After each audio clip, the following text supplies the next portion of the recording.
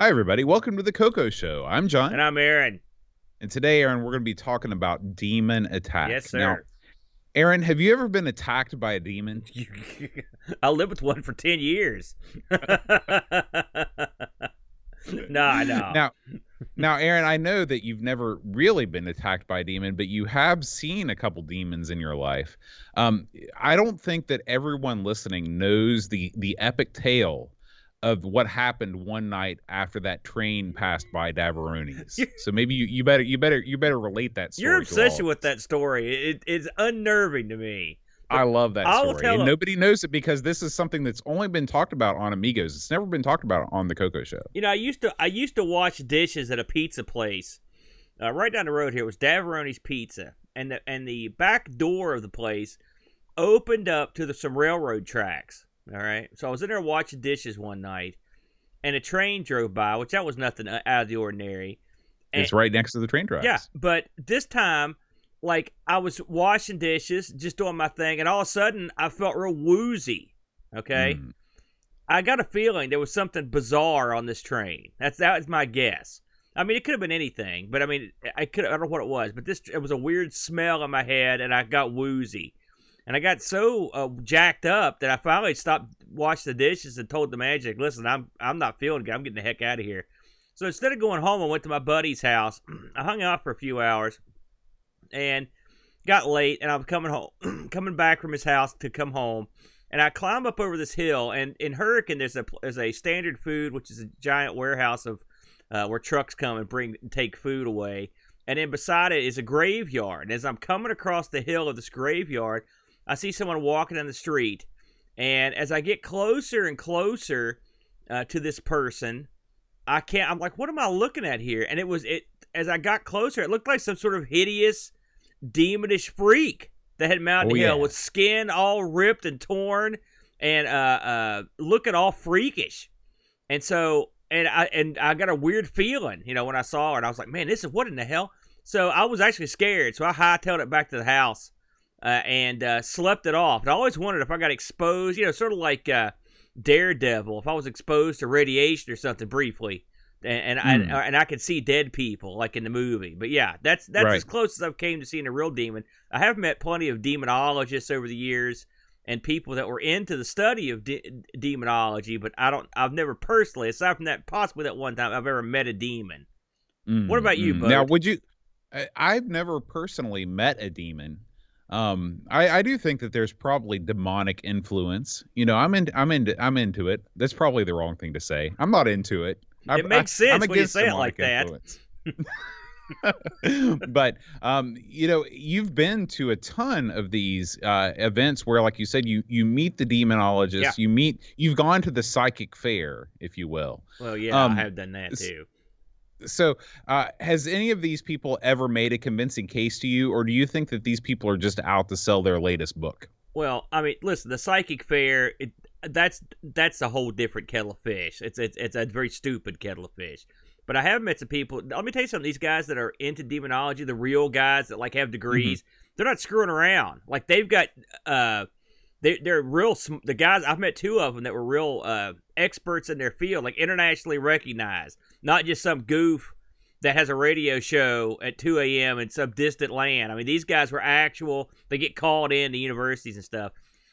I never really thought to ask them, are demons real? They just more like study the lore and stuff, and the effects throughout history. It's I guess it'd be an interesting topic or a field to get into, but I don't know. I can't imagine there being a lot of work for that. In retrospect.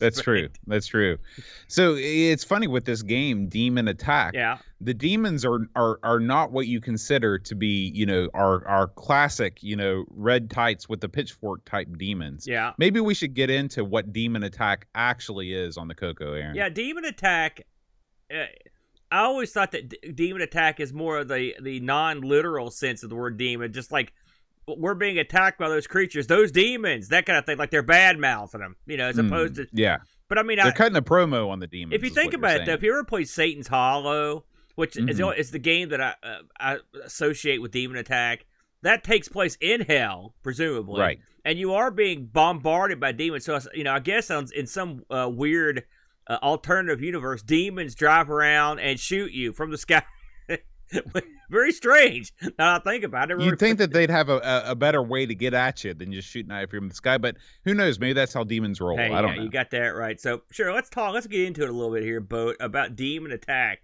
Now, before we touch on the CoCo's version of this, we're going to talk about the actual old school game Demon Attack, which was written by a fellow named Rob Fulop back in the day.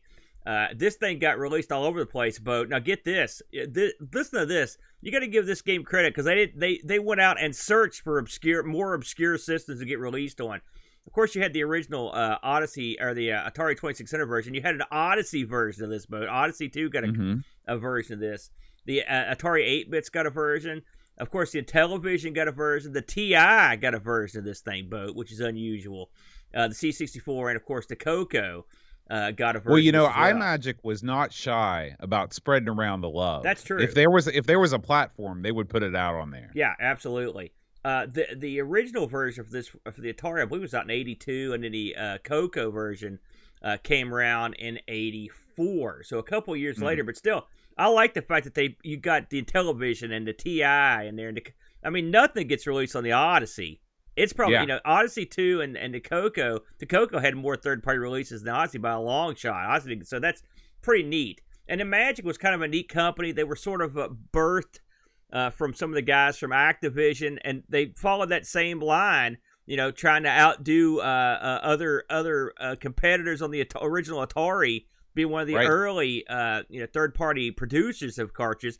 One of the things I always liked about Imagic stuff, they had those cool foil-colored boxes, and they also a lot of them, not all of them, and they also often had the live-action shots of simulated gameplay on the front. They'd have cool looking cities and stuff they did with miniatures. I remember reading something somewhere about how much it cost to take these pictures. I mean, these weren't cheap, man.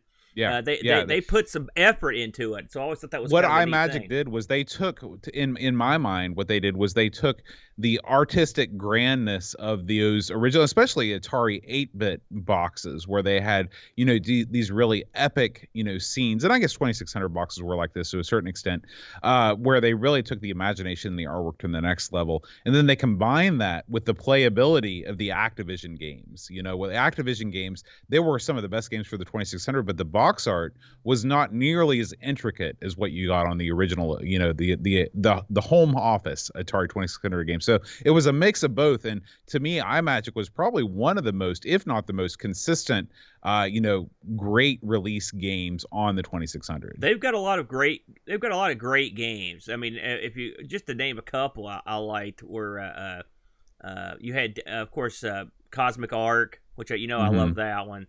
I think they had Dragonfire was theirs. Phoenix. No, Phoenix wasn't theirs. The Phoenix was the arcade machine. And speaking of Phoenix, that's the game that this gets compared to the most. So let's get into the CoCo version of this. So, what do you do in Demon Attack? Well, it's pretty simple. There's demons attacking you. You try to shoot them before they shoot you. That's pretty much the game. The different versions of this game have sort of different backgrounds and even different sorts of demons. They look kind of different. The CoCo version has a very pleasant opening screen, and then you go to a sort of I would say a moonscape, and I gather it's the moon just from playing this on the Intellivision. There's a similar screen where in that version you can sort of see the Earth in the background, but then after several waves on that screen, eventually you graduate to a boss battle where you fight a giant, hideous demon who spawns little demons to come after you. So this game has a boss level, which is neat. It's not something you saw every day back in those days, and like I said, not every version of Demon Attack got the boss level. As you go through this game, the demons come in waves. Early on, you just get singular demons coming down, but eventually you get demons that come down they'll with longer, like dual shots. Sometimes the demons will split in half. There are some demons that do that. Sometimes... And one thing that's worth noting about the demons, the way that they enter the screen is very unique. Most of the time, the demons, if you're playing a Space Invaders type game, which, let's be honest, this game has its roots in Space Invader, Galaga, those type of games.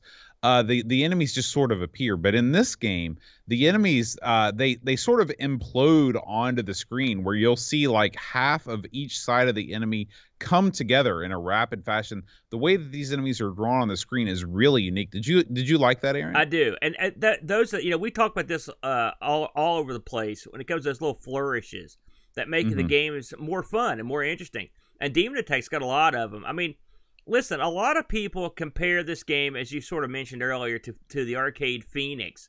And I mean, I can understand why to a certain degree, because you've got these flapping creatures that are shooting at you and you're shooting back. Plus, there's a boss level. But really, the boss level is completely different in every way. And Phoenix also, your ship had the task of shooting those large birds where you had to shoot the wings off and stuff. I mean, I can see the similarities, but I don't think they're the same beast. I'd say if Demon Attack, like I said, it sort of reminds me of like the major difference is the way the demons attack.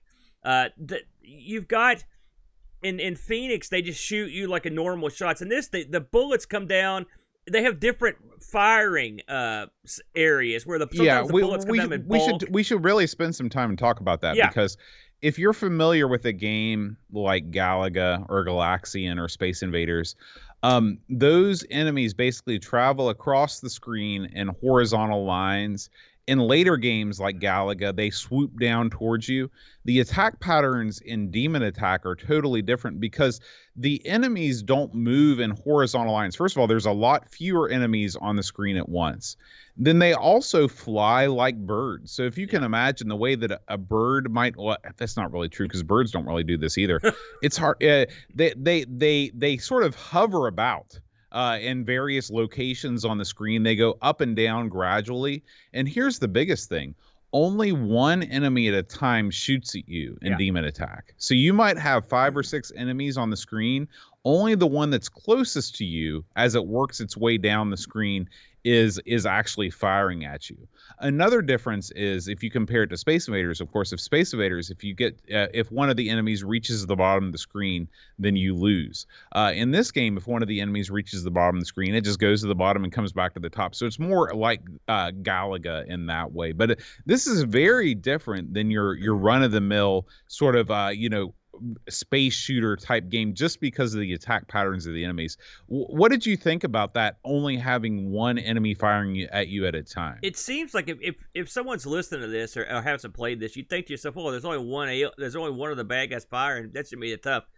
It's actually quite interesting the way they do it, because the bullets, since the lowest one towards you shooting, that means you've got the least amount of area to move in before the bullets come down to where they can hit you. Does that make sense? There's less mileage for those bullets to cover. And right. so and there isn't just 1 or 2 bullets. These guys are raining down bullets, probably 7 at a time. They fire these things in. Of course, with your space shooter, you can only fire 1 bullet at a time.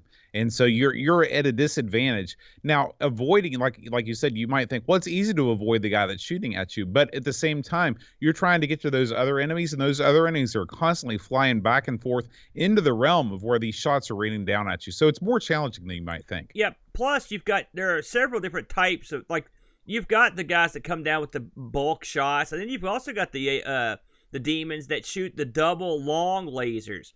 If you've ever played, There are some games, I'm trying to think of one, a good example of this, Gorf. Remember in Gorf, there's those aliens that have those long beams that shoot down on like the second level. This is sort of like that, because they're different to avoid than the bulk shots. They have these 2 like twin long beams that come down. So you've got different firing types. Right. Again, some of the demons also, when you shoot them, they split in half. They still shoot. And so now you're shooting at something much smaller, and the demons, and particularly in the CoCo version of this, they get really small, don't they, Bo? I mean, you have to be a good shot to get some of these things as they move through the air. Yeah, and I guess we should probably mention that when you start this game, you actually have the option to choose the kind of laser beam that you have. I want to thank L. Curtis Boyle for providing me with the manual of this, which is available nowhere else on the internet. It's not on the CoCo CoCo archive. This is the actual CoCo version of the Demon Attack manual. So you have available to you the straight shooting laser, which is what I used. But if you press the 3 key at the title screen, then you get a one-player game with tracer shooting. And the way that tracer shooting works is you can actually, once you fire your laser, when you move back and forth on the screen, the laser beam will actually go with your ship. And so I don't know if that would make it easier or harder, but it does give you a slightly different way to play the game. Did you ever try the tracer shooting? Honestly, that's the first I've ever heard of that, Boat. I'll be honest with you. That's which button is it you hit on that? That's so 1 and 2. Press 1 for one player straight shooting, 2 for 2 player straight shooting. Then when you press 3, that gives you the tracer shooting for 1 player. And here's a crazy thing. Awesome. If you want phantom demons, where the demons actually become invisible for short periods of time, you can press 5. I don't know why you'd want to complicate the game any more than that. But again, this is another example of why the CoCo was awesome. They gave you tons of options from the get-go, different ways to experience the same game, which added to the replay value. How many people? I mean, I've played this game for years. I had no idea about that. That's awesome information. So that's something that, it's a shame. Like I said, I've not seen the manual for this, so that's good stuff. Good job, Curtis, on that. I've played a lot of different versions of this, and this is the only one I've seen that has the demons get as small as they do. Something else we haven't mentioned, but you sort of touched on it. The demons keep lowering, and eventually they get down to the point where they can just run over you, and they do. Right. And so that it's an added element of difficulty where that's sort of like a Space Invaders when they get real low and they land. It's very similar. It's these just run into you. That's a neat element. Let's talk about the boss battle, Boat, in this. The boss battle in this is unusual, to say the least. Wouldn't you agree? I don't think I've seen one quite like it. This is really, I know we're going to talk about the ports or the different versions of Demon Attack in a little bit, but this is one area of the game where you really see the differences come out. So what would you compare the boss of this game to? So first of all, Demon Attack is unique of a lot of space shooter games because it actually has a boss level. This has got to be one of the first games ever on the home systems to feature a boss level. This guy looks like a Cyclops, crossed with a Chinese dragon, maybe. He's a really horrific looking beast.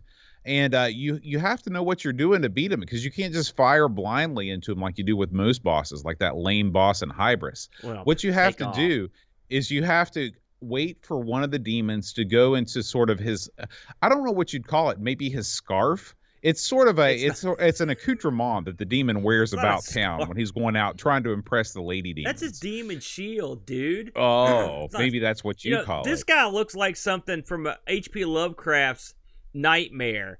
He's it looks like one of the deep old ones. I'm starting to think that maybe this has some Cthulhu connections here, this game.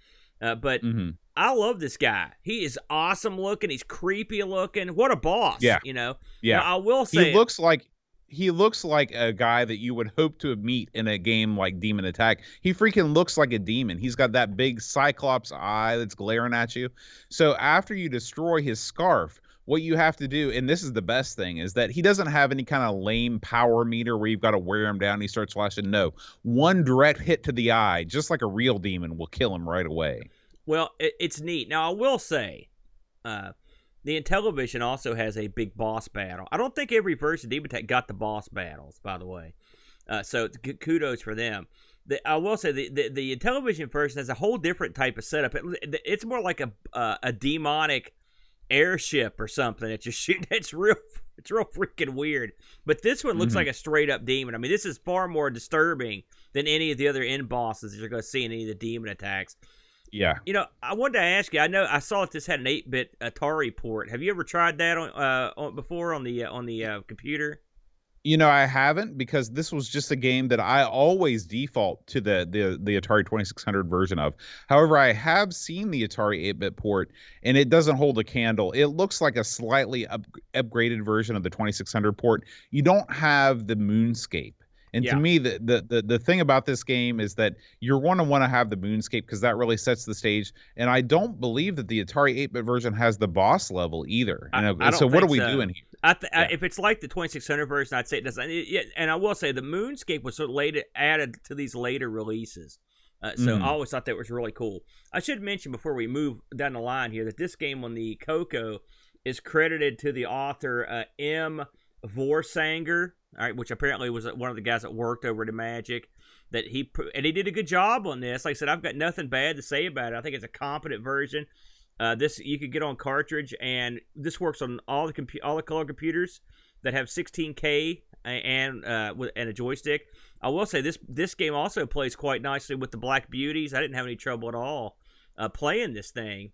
So yeah, I played this when we did this on the Game On Challenge on CoCo Talk. I played it on CoCo 3 with the deluxe joystick, and I found it to be very pleasurable. Now, let me ask you a question, Aaron. Yeah. What I did with this game, I found it to be most advantageous to just hold the button down, because there are usually enough enemies on screen, and your shots go off the screen. Any misses go off the screen fast enough that it just makes sense to just hold that button down and move back and forth. Did you do that, or did you fire for each shot? Well, I did both. The funny thing about this game, it's the point when we were doing this for the CoCo Talk game challenge last week.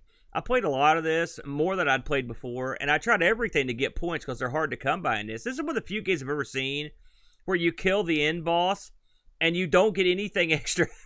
You just get to keep playing. It's also one of the few games I've seen where you get to the end boss, and whether you beat him or not, the game just keeps going. If you get killed, it keeps going. If you don't get killed, it keeps going. It kind of knocks you back a few levels if you lose to him. But the points are hard to come by in this, and really the only way to get the big points is to just not get shot. And so, right. And you shoot so slowly. This game is really more about dodging than anything else. I mean, you have to be really good at dodging. I did notice that often the bullets would get lost in that moonscape. I had a heck of a time sometimes seeing the bullets where they were going to land. So that is because the moonscape is white and the bullets are white. So that could be a problem. Did you have any issues with that when you were playing it? A little bit, but the thing is, like I said, I got my highest score on this game just by holding down the button and avoiding the enemy bullets. Like if you do that, that seems to be the way to do it. So I wasn't as concerned with just not being able to see my own shots. If they land, they land. If they don't, they don't. But being able to avoid those enemy shots, yeah, it is pretty clever. The way that it works is that as the enemy shoots at you, when they're passing over outer space, those shots are white, and then when they go onto the moon surface, they change to black. However, because the moon surface is a combination of white and black, it can get a little bit hairy. However, they rain down in such an amount that you just want to not be in the area at all. Yeah.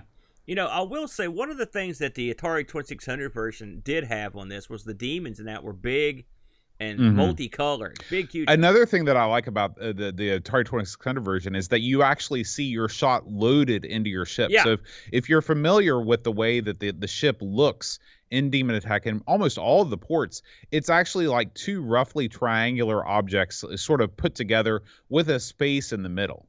And in the Atari 2600 version, you actually see your missile loaded into the middle of those two rectangles, and you see it shoot up. Yeah. Why they didn't put that in the CoCo version, I have no idea, because that's a big deal to me. I love seeing the shot loaded and seeing it launch out of there. It's neat, but it's not like, it doesn't really affect the game. It's not a deal killer, but it would be a nice little thing to have. Like I said, the Atari versions of this, they're not without merit. This was a good game on any really any system I ever played it on. In '83, this got voted best video game of the year, which is not too bad. And clearly it was well received. This was for those that were around back in the early '80s, you'll remember this game. It had commercials.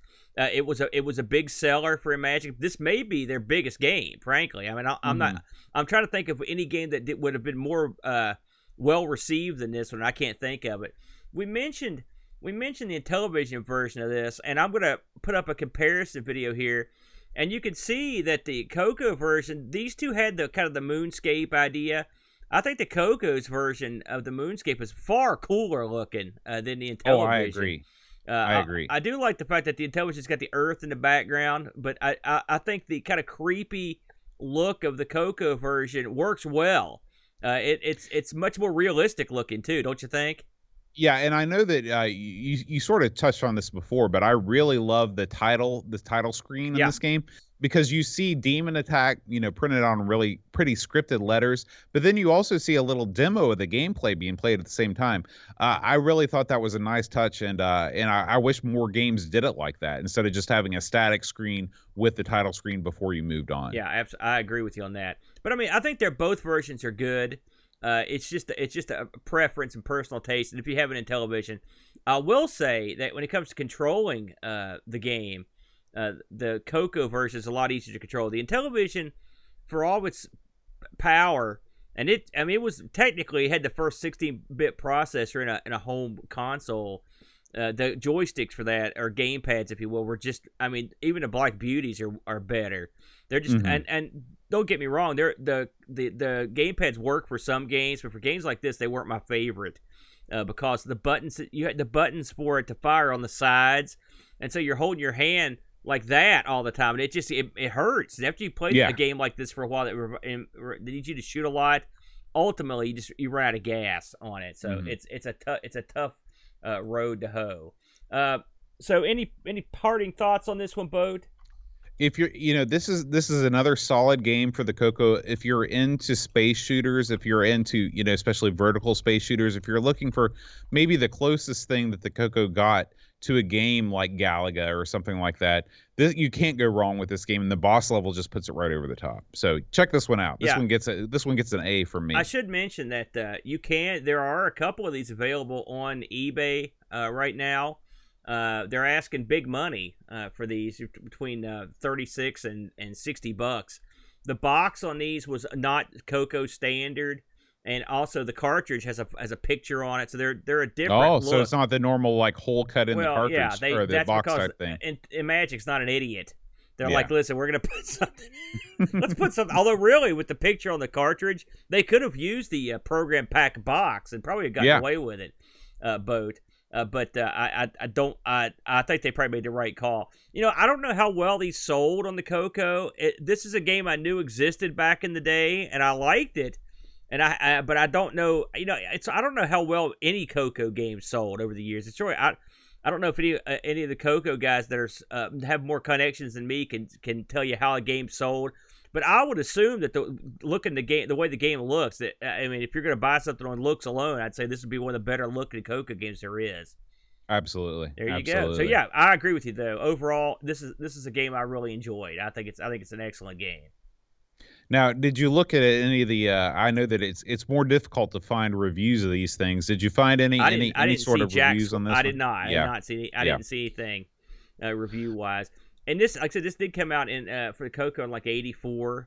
So there should have been. There's probably something out there, but I didn't run across any. Just look at those magazines. The funny thing about the old CoCo magazines, a lot of them just didn't. Unlike say in the UK, they just didn't give game scores. Right. So I would find articles that say like they liked it, but overall there was no scores to give. Yeah. Well, as we wind things down, of course, we want to thank all of the fine folks that make the CoCo Show happen, people that support us on Patreon. We want to thank our CoCo Show supporters, William Becker, Buttons, and Steve Rasmussen. Thank you guys so much for supporting the show, and we want to give a special thank you to CoCo Show superstar Robert Murphy. You rule. Thank you so much. If you'd like to support the CoCo Show, you can head over to patreon.com/the CoCo Show, and you can check it out. And so our plan is to do the CoCo Show about once a month. And next month, Aaron, we're going to take a look at a classic, what I've always associated with, the Atari 8-bit computers, Rescue on Fractalus. Oh, yes. So I'll be interested to check out this. I believe is a CoCo 3 only game. Maybe it has some updates and some different things that make it stand out from the pack. So we'll be checking that out next month. As always, anybody that supports the show either through Twitch or through Patreon, you get access to our Amigos Retro Gaming Discord server. We'd love to have you on board. You can leave reviews that we will read on air for our next CoCo Show game. And we want to say a special thank you to all those fine folks that have actually joined us in the chat today as we're recording live. We always record the CoCo show sort of at different times, so I don't want to tell you when we're going to be recording the next one. But if you are a subscriber, you can find out on the Discord. We will never go over with the CoCo talk. We always give it pride of place, and we record right after that's over. We've got right in here with us. We've got Pixels at Dawn and Duncan Styles, our moderators who run the show, who are the real magic. And of course, we've got 3D Code Warrior, Alien Intellect, Amiga Cami, Amiga Live, Atten, Bitstorm, Brock 101, Buck Owens is with us, as well as Canadian Retro Things. We got Carbot, Chet Simpson, Cobrine, Commander Root, Cooper Soccer Raw, Delamort 78, Edvin Helland, already in the man cave, Exile in Paradise, aka CoCo Superstar. Frodo NL is with us. Hamo1, Ildera, Ilmus, Jason Warns from the Great White North, L. Curtis B from the Great White North, Mark Bullsley, Mitsuyama, Nick Marr 68, fresh off his CoCo Talk appearance, Nick Marentes, same, Paco Take, Tom Tom's VNK Vigoro Pros, and of course Dave Z, maker of fine 3D printed goods all over the wide world of retro. Thank you guys so much for being here with us for this edition of the CoCo Show. Thank you very much. All right, Aaron, we will see you guys next week. Next week, maybe not. Probably next month. We'll see you next month for Rescue on Fractalus. Until then, all hail L. Curtis Boyle.